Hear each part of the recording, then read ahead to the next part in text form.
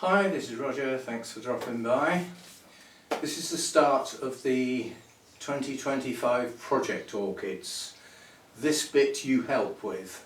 Now the project is going to consist of 5 plants which you will help choose, and we will be doing regular updates on all 5 of those plants over a period of a year. Now by starting the project near the beginning of May, we've effectively got a full growing season in Maine. We will also have, coming into winter and any periods of dormancy, adjusted care and everything. We'll be doing the care of these and how I change feeding, watering, all that sort of stuff as we go along. So the changes will show as we go, and then we will have, because we're starting in May, we will have the coming out of winter, perhaps coming into bloom at some point during their life. Some may start out in bloom once we've had a look. So that's the idea of the project, similar to things I've done in the past. So this is the selection process. In this video there will be 5 sets of orchids. So each set will contain 3 orchids of the same genus. Yeah? I'll put their names up on the screen with a code, because I'll repeat all of the names of the orchids and the codes in the description, but I appreciate not everybody can see video descriptions, so it still allows them to take part, providing they can leave a comment. Obviously that's how you will help with the selections, in the comment section, and then I'll coordinate all the answers, and we'll proceed with the 5 most popular from the sets. So each set will get a code with sort of plant 1, 2 and 3, and then you get to choose. In this video we will have a quick chat about the plants and about what I would expect to see from them over a period of a year starting now. So as this will probably end up being quite a long one, perhaps we'd better get going. Okay, this is group A, which are Masdevallias, and this is plant number 1, Masdevallia falcata. Basically an unbloomed plant. Despite probably being my best grown Masdevallia, it has never bloomed. So that would be one hope, is to actually see it bloom. As a consequence, I haven't got a picture of the blooms because it hasn't. Nonetheless, it's a good plant. There's lots of new growths coming. It's had quite a lot of new growths in the past. It's recently been repotted, so the roots are all in the middle of the pot, but it had reasonable roots. So there shouldn't be any need to repot this, it should just grow on. So we should see some roots coming to the edge of the pot and a reasonable root system being established. And in addition to that, we'll follow some new growths pushing on, making the plant even bigger. And somewhere down the line, it might be nice to see some blooms. So there we go, that's effectively plant A1, Masdevallia falcata. Okay, the next one in group A, plant number 2, is Masdevallia ignea, or ignea, however you say it. Another one that's never bloomed for me. This is a relatively small division that is growing on. Again, never bloomed. It does grow roots from partly up the plant. In the wild, ignea is often found as a terrestrial, rather than an epiphyte, although it can be both. This last leaf here got trapped in one of the sheaths and bent, but it seems to be still growing. So yet another unbloomed plant. It's been repotted again, so we can see some roots and there is some root activity in there. So we should see some more of that as the plant progresses, but it is a relatively small division growing on. So that's that one. And the last plant in group A is Masdevallia schroederiana. Recent acquisition, was bought out of bloom. I did look the blooms up while I was there. So this came from Wisley earlier this year. So I haven't had this one long at all. It's been repotted. It's got some new growth starting in several places. Has yet to bloom. I haven't had it long, so as I said, it was bought out of bloom.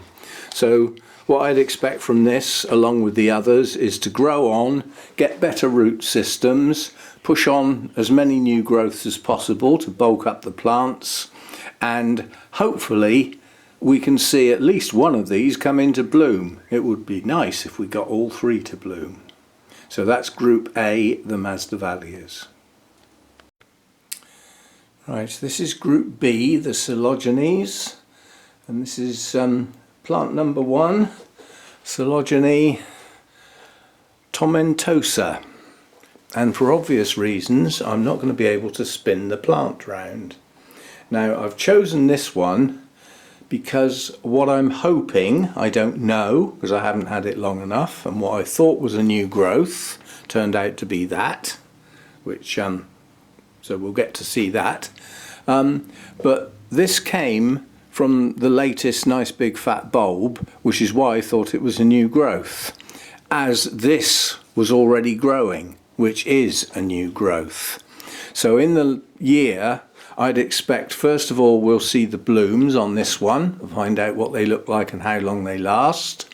There won't be anything happening to the bulb that it's come from, apart from the fact it could produce a new growth. However, the bulb behind it has produced a new growth. So what I'm hoping is that obviously it blooms when a bulb is fully mature. This bulb should be fully mature within the year, and therefore we may see a second blooming. This one doesn't have a very specific season and can come into bloom almost any time. So there we go then, Coelogyne tomentoasa. So this is group B, and that's plant number 1. So okay, plant number 2 in group B, the Coelogynes, is this one, Micholitz. And it's the variety, the named variety Burnham, so it was an awarded plant. Now I've chosen this one hasn't bloomed for me yet. It comes into the category of the large whites, so the same as sort of cristata and moriana, which I believe are the actual parents. Don't quote me. But why I've chosen this one is we should get it to flower, and it's got a lot of choices. So we've got a new growth here, here, pushing on, here, here, here, and here, pushing on, and another one right round the back. I have never had a Coelogyne produce that many new growths. So it's vigorous, it's been repotted, so we won't be doing that, but nonetheless, we could get quite a spectacular blooming on this down the line. Obviously, these bulbs have got to mature. It's been repotted in such a way that they've all got room, yeah, and new roots are just starting to grow on some of those new growths. So we will see how that progresses. Most of the older bulbs are reasonably plump. They do show a little ribbed sort of shape. That is natural. It happens as they age, basically, because this one's plumped up, but not very large, but then it's produced 2 new growths. So that's why that one's been chosen. We hopefully will see it bloom. It could be quite a spectacle with that number of new growths, and we'll follow those new growths through to maturity, and possibly get to the point where the next set of new growths actually start, with some blooming in between with any luck. So that's plant B2. Plant number 3 in group B, is a Coelogyne cristata variety lemoniana, and this was growing in such a strange way. The most practical solution to try and get some roots sorted out was to mount it, because basically this was growing vertically out of the pot. So this and two other bulbs were buried in the pot, and then this had grown up above, and it had grown these two very tiny little bulbs at the top. This one has a new growth and this one has a new growth, but the whole of this section had no roots. And as we got it out of the pot and started sorting it out, this piece broke off, and we decided to mount it to see if we could get it to shoot out. It did have a couple of roots, but they weren't very good. So this is very poorly rooted. It's now on a mount with some moss to try and encourage, with the dampness around the rhizome and everything, we're trying to encourage some root growth. Coelogynes don't normally grow a lot of roots on very older parts of the plant. They tend to produce new roots as the plant progresses. But this one was growing vertically, so this was the only idea, to see if we can get it to root. If it does root, it will show that by the new growths becoming more vigorous. So that's why that one was chosen. So that's Coelogyne cristata variety lemoniana, and I'll say it now so that I don't have to say it every time. This is the cristata blooms, again a large white with a lovely golden yellow in the lip. Now this one has a much paler yellow in the lip, and a lot would think it's to do with, that's why it's got its name, lemoniana, because it's a lemony yellow. That is a complete coincidence, because it was actually named after a Mr. Lemon, who actually first described it. So it's coincidence that it's got a lemony yellow centre in the lip. So it might be nice if we see this one bloom during its growth year. We'll see how it goes. Right, group C are Miltoniopsis, and these will be the representatives of the Oncidium alliance. Miltonias and Miltoniopsis are both part of the Oncidium alliance, although they are totally different plants. The Miltoniopsis are the delicate, more difficult to grow ones. They are cool, mountain, cloud forest type plants, which are notoriously difficult to grow without perfect conditions. These are delicate in as much as they don't like root disturbance, they don't like to get too warm, there's lots of things they don't like, they stress very easily. Hopefully this environment here is going to be not perfect for them, but at least suitable for them to survive. I've tried these many times in the past and lost every single one along the way. I now have a small group, relatively recently acquired, and we will see what we can do with them. Now this one came from Burnham's relatively recently with a nice new growth which is pushed on and matured, and I notice that means it's getting too much light. It's also been slightly damaged, that leaf. But what we do have is two flower spikes. Yeah, now this one got trapped, but it has pushed out. You don't get a huge group of blooms on this one. It's Miltoniopsis vexillaria, but it's a named variety, Josefina. It may only get one bloom per spike, we may get a couple, but it would be nice to see them. They should be very attractive. The original species is attractive enough without a specific named variety. So we will see what we can do with these. At the moment they're getting too much light, so I need to find a shadier place for them. So that's plant number one in group C. Right, the next one in group C is a pot full of grass. Not that sort of grass. This is Miltoniopsis phalaenopsis, and it's a named variety John Leathers. I haven't seen this one bloom yet. They were for sale at Spice Exotics. There was a job lot came in. And quite a few of the ones that were sold earlier, prior to me getting one, actually bloomed. One I know is on its second blooming. Mine has yet to bloom. Nonetheless, as far as new growths are concerned, it's going mad. So we do have a lot of new growths coming on this one, which will bulk up the plant and help with the root system establishing. When it was repotted, it had some reasonable roots. So it shouldn't fail following its repot, which a lot of them do. You can actually see some active root growth going on here too. So I'm hoping this is going to bulk up into a nice plant, and somewhere down the line we should see some blooms.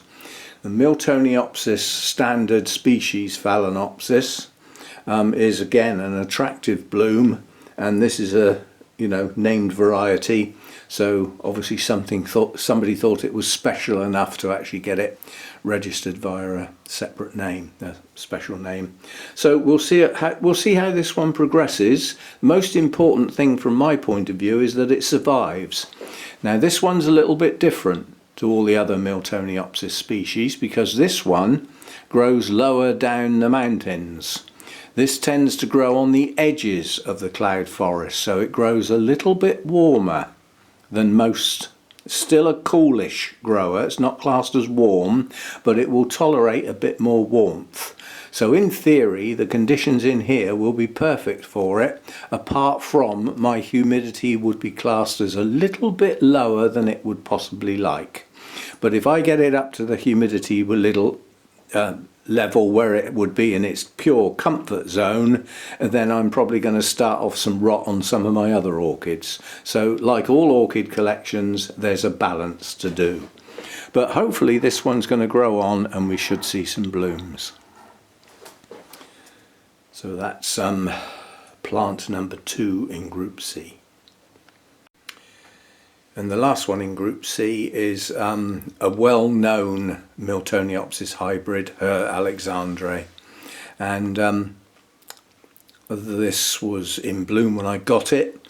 And what it's doing now is starting new growths. We've got a new growth here, another one here, and another one here. So we've got 3 new growths on this plant, with the possibility of all of them producing blooms at some point down the line. Now occasionally this hybrid will actually produce 2 spikes on a new bulb. It'll also produce 2 new growths on a new bulb. We've got yellowing on the leaves. I suspect that's too much light, although it's recently been repotted, so it might not be hydrating and getting as much nutrients as it would like because the roots have been disturbed. We will follow the progress. I don't expect that yellowing to disappear no matter what I do, but I'm hoping that the new growths won't have any of that because, as I said, these need a more shady position now. The summer months are starting. We've got the much longer days and brighter light for longer periods, so these now need a bit more shade than they're getting at the moment. So that's plant number 3 in Group C, the Miltoniopsis. Okay, Group D might be a bit of a surprise to some. It's a new genus for me starting this year.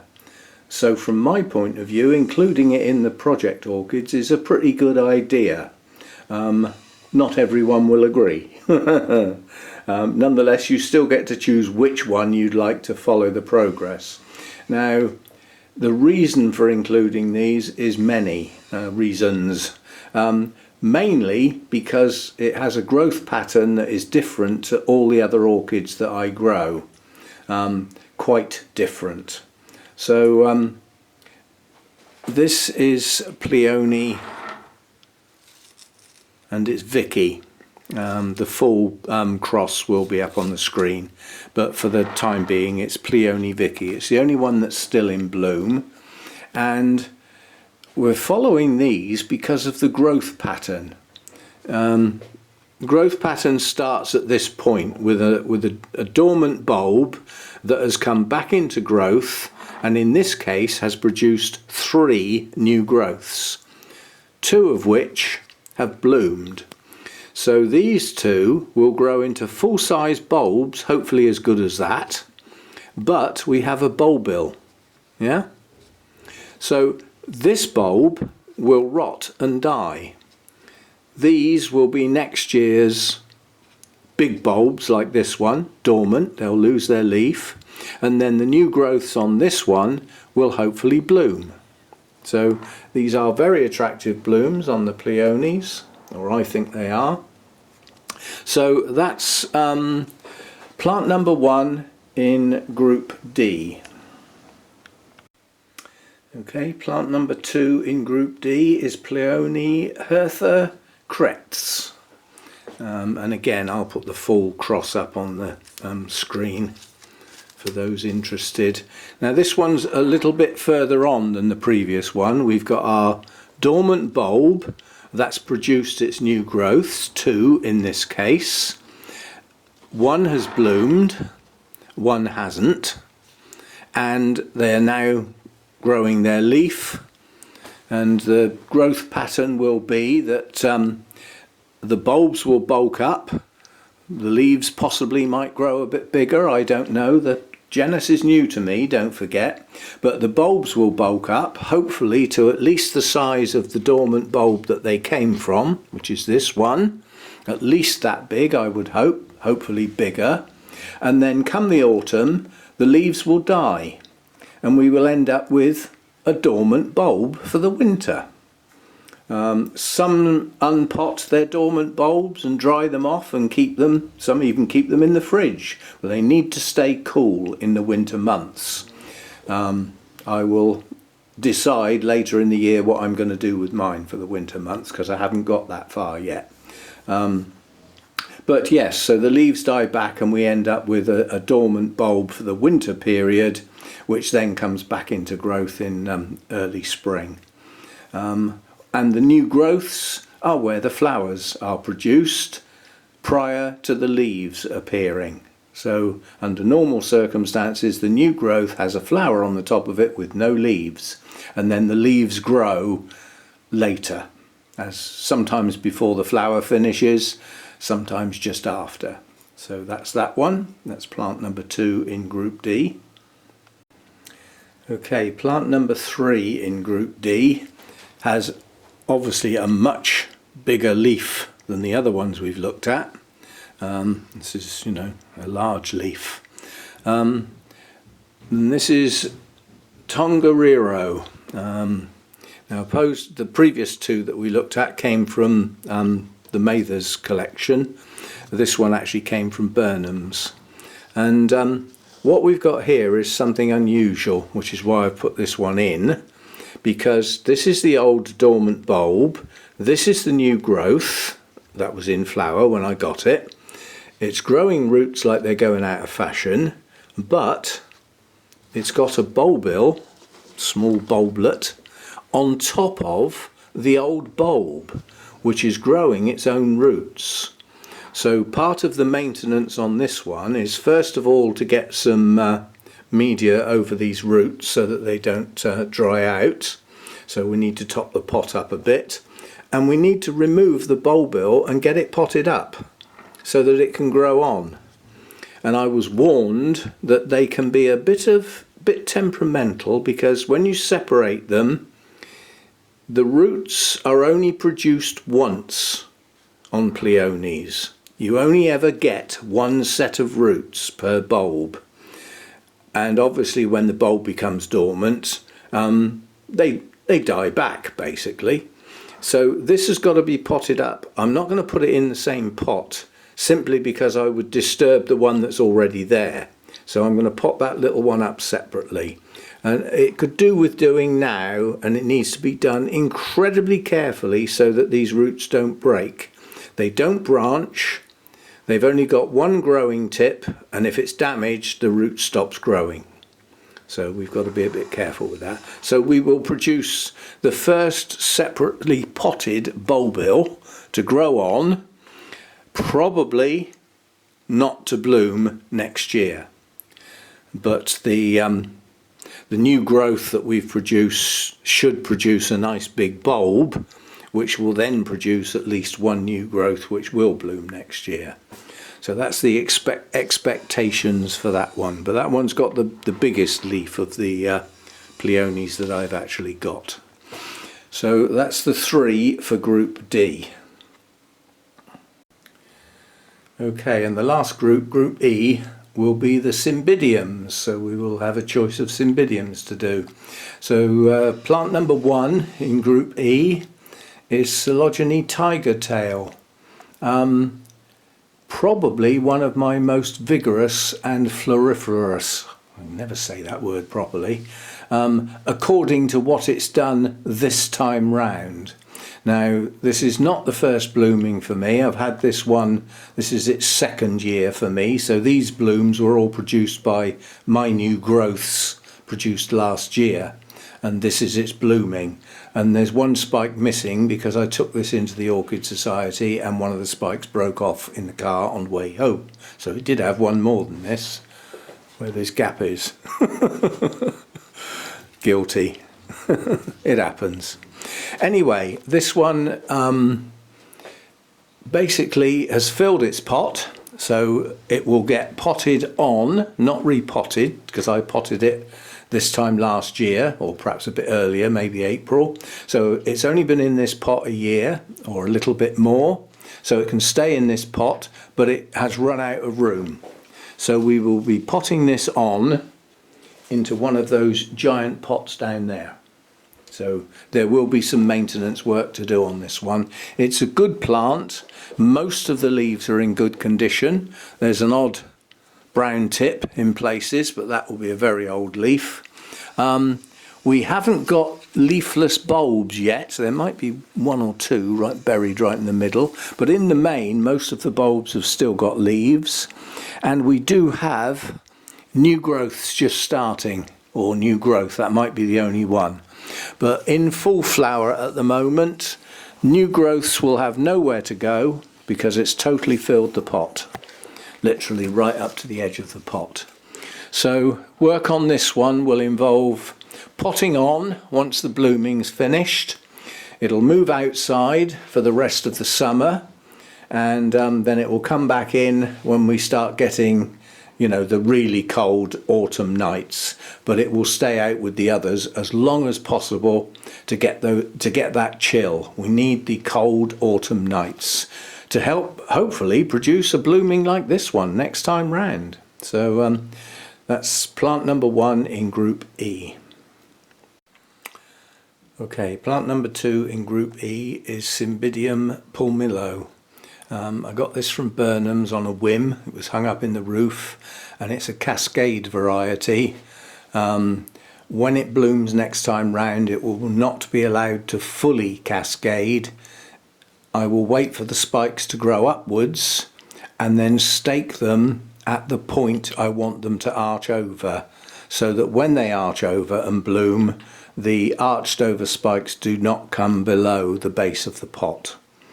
So we still get the cascade effect, but we don't have the problem with actually storing the plant with the spikes on. Now this has finished blooming a while back.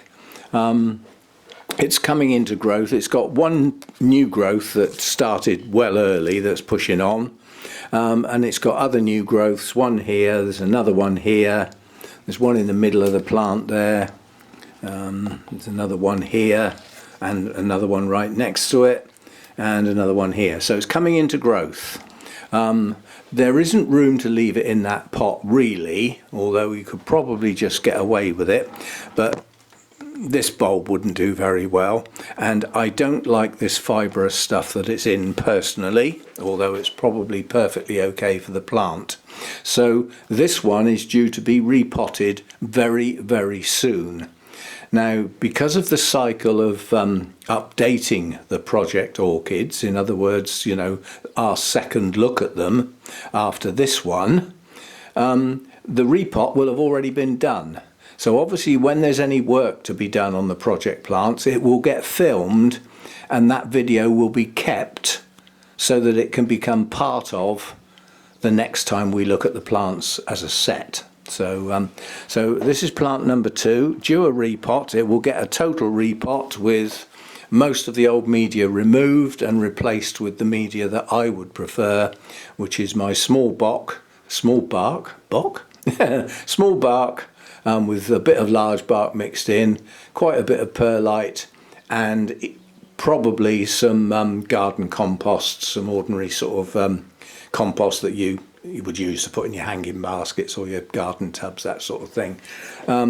Most Cymbidiums have an element of terrestrial within them. Some are pure epiphytes, but most are terrestrials or semi-terrestrials, so they like a more terrestrial type mix. They don't need loads of air around the roots, let's put it that way.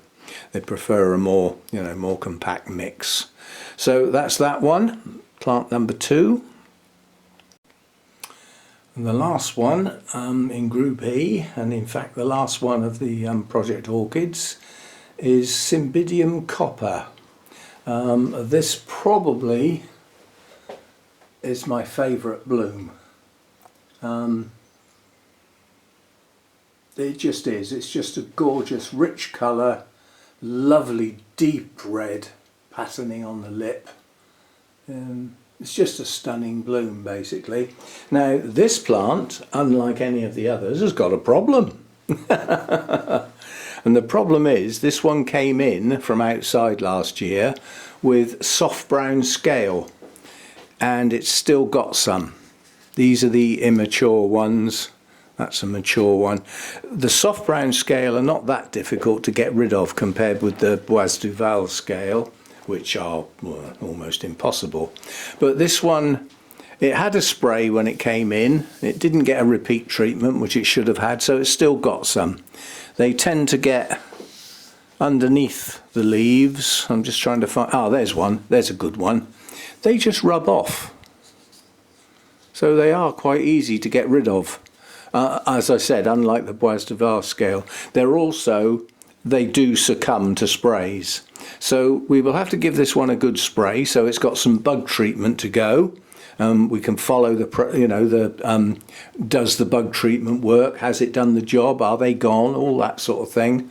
And this one didn't bloom, I believe, as well as perhaps it should have done, because out of the 2 new growths it produced, here and here, nice good sized bulbs, at least as big as before, if not bigger, it only produced 1 spike. This bulb here didn't produce a spike, but it has produced a new growth. It's effectively right up against the edge of the pot. Another new growth round this side. Now this could just about stay in the pot. There is room for that growth. It would be right up against the edge of the pot, and this one would completely fill this gap here, but it would just about stay in that pot. And I've yet to decide whether to just pot it on, whether to leave it where it is, or to I won't repot it because I potted it again sort of April last year. So it might get potted on, it might not. It is, by the end of the year, it's going to be a bit tight. And just because it's only got 2 growths now, 2 new growths now, that might not be all it's going to have.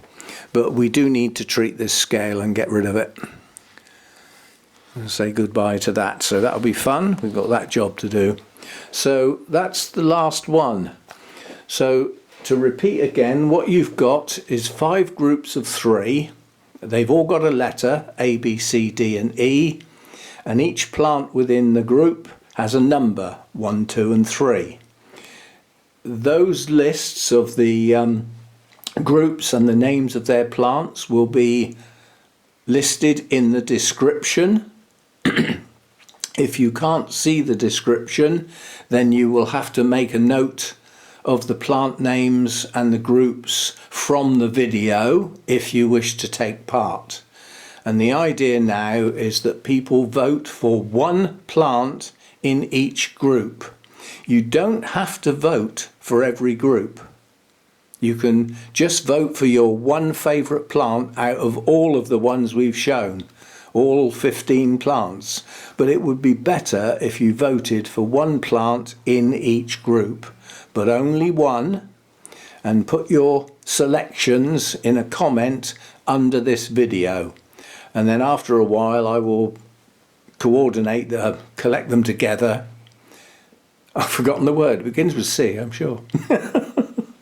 More coffee. But anyway, I will gather the stats together, and then we'll do a video sort of saying what's been actually chosen, and we'll progress from there. And then I don't know how often I'm going to do the updates. It's either going to be 6 or 8 weeks, something like that. The update videos that will follow on, as you know, the actual project, are not my most popular videos, but there are a lot of people that like them. So this set of videos over a year is for those people and anybody else who wants to sort of watch. As I say, I can't make videos to please all the people all of the time, but a lot have actually requested some sort of project because they miss them. So this is what we're doing, and I'll leave you to make your selections and have a listen to what I've said, you know, whether there's any work to do on the plants, or whether they're a little fragile, whether they're likely to survive. All those sort of things you can take into account. Not bloomed ever, you know, should bloom in the next period, whatever, winter dormancy in one particular case. We've got all these things to take on board. And don't forget group E, the Cymbidiums, will go outside. Also, I think it was group C, the Pleiones, they will probably be going outside for the summer months too, so that they stay cooler. And they can come back in here if it gets too hot outside, if we get any of those silly UK heat waves, which don't happen often, but we do get some. So there we go, that's the project Orchids, that's the outline of the project, what it'll be all about, and the plants for you to help me select. And I'll look forward to all your comments and your choices. And then I'll get back to you after a week or so when the choices have been made, and we'll have a look at the actual 5 selected, and we'll go from there. And in anticipation, thanks for your help with this, and I hope you enjoy watching the progress of these plants for the next year. And I'll see you in the next one. Thanks for dropping by.